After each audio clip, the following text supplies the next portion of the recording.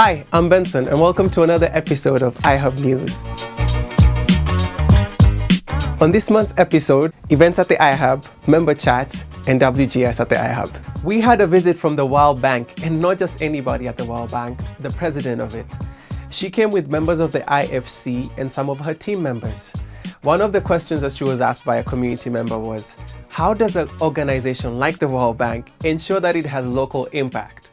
These are some of the scenes from her visit. By being grounded locally, the World Bank decided to have offices in almost 140 countries, and then we connect to local organizations that have the hand on the pulse of what the needs locally are.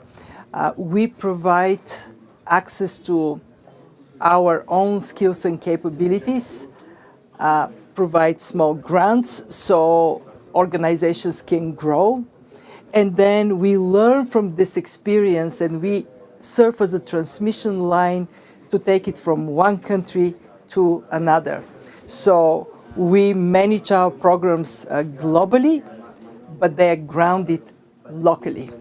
So that was it from the World Bank. And the fun thing about her visit was that she actually met members of the community, not only exchanging her contacts, but also introducing them to key members of her own staff. The president of the Ford Foundation, Darren C. Walker, was with us at the iHub.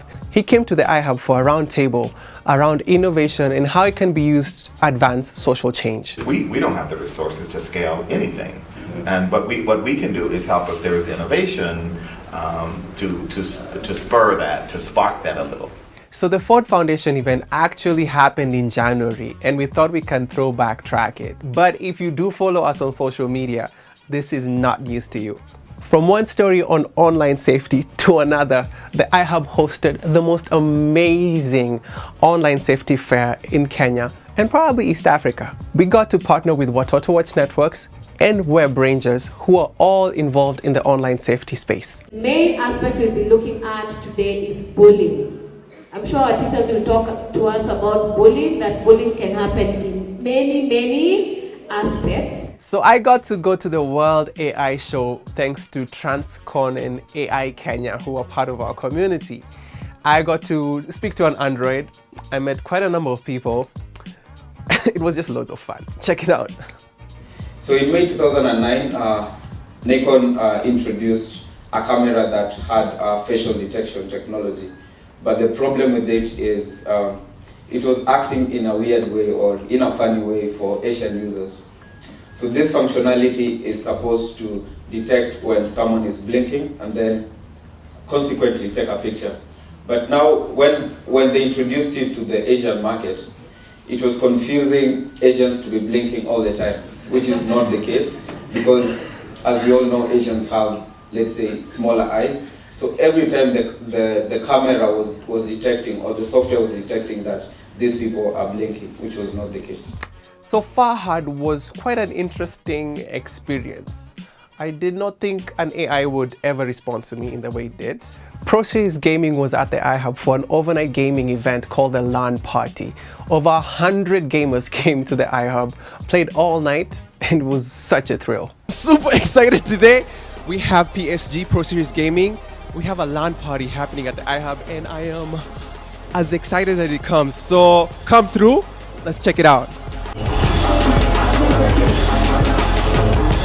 Unlike first-person shooters, fighting games are usually one-on-one. And I can't wait for the next LAN party, which is coming up really soon. Incidentally, the eSports championships are happening this month at K1 Clubhouse. So check out Africa eSports Championships Kenya and follow them. It will be really good for you. On this month's episode of Member Chats, we meet the most amazing, most beautiful Tabitha Tangoi of Craving Yellow. I'm joined with Tabitha, who's having a cup of porridge. How is that like? You know, I'm drinking hot things, but That it's okay. might be soup though. So Tabby, Yes. I know you're really famous. It's obvious. Right. I mean, you have like 97,000 followers on Instagram. Yeah. How's life with that? What is that? Well, it's good you start the conversation that way because I think I've reached a point where I want to move my business into something else. I've been heavily involved in influencer marketing. It's been fun, it's been great, but I think it has its limits. From someone with her kind of famous identity and everybody knowing her, it's very rare to find someone who's so genuine, so giving, and also so passionate about her own business.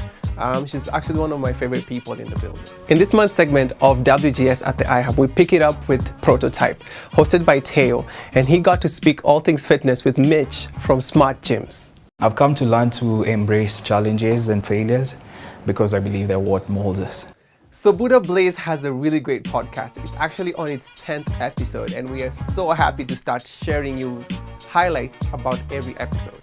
So check it out on WGS and on YouTube and at Buddha Blaze TV. No, that's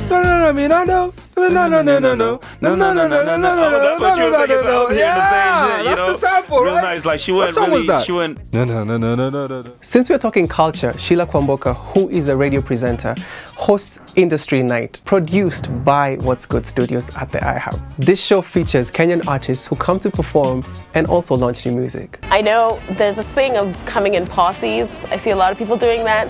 But there's nothing more distracting than when you come with so many people that it distracts from who you are and what you've come to do. On this month's episode of GG Live, let's get to see what Tito were up to. So YB, Yeah, man. I know I invited you here as a guest, and I'm sure you've got some interesting news for us. Hey, of course, I can't come empty-handed. So Google have just launched their gaming streaming service. One place for all the ways we play. This is Stadia. So with Google Stadia, you don't need to buy a console. You don't need to download big files so that you can play a game. This is like a game changer. It's like the Netflix of gaming. Does it work the same way the Nvidia Shield did, but now with the games being set to the cloud? Yeah. Tech Fugees is a globally known organization, and it's known because it actually enables refugees and techies to come together and kind of solve the challenges that both sides have. Most of the challenges are based on refugees and their immigration challenges. So for the first time in Africa, Tech Fugees is coming to Africa. And not just in Africa, right here at the iHub. We're very excited about this great new partnership that we have.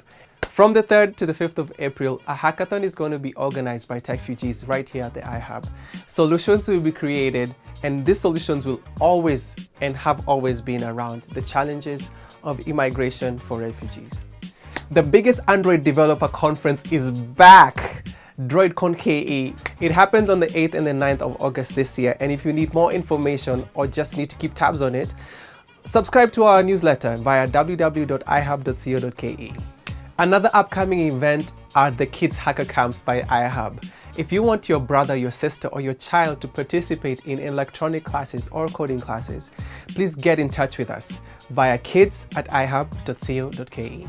One of the most famous startup competitions is back, Pivot East by iHub. If you have not heard about this, please check out our blog for more information. Incidentally, the call for application is currently open and closes on the 13th of April. So happy birthday to us. Happy birthday to us. iHub turns 9 this March. We are super excited. We're actually having a small little get together with some of the community members to toast to 9 years of incredible impact. That's it for this episode of iHub News. If you'd like to plug into a little bit more, check out What's Good Networks on YouTube. And for iHub events, just follow us on www.ihub.co.ke.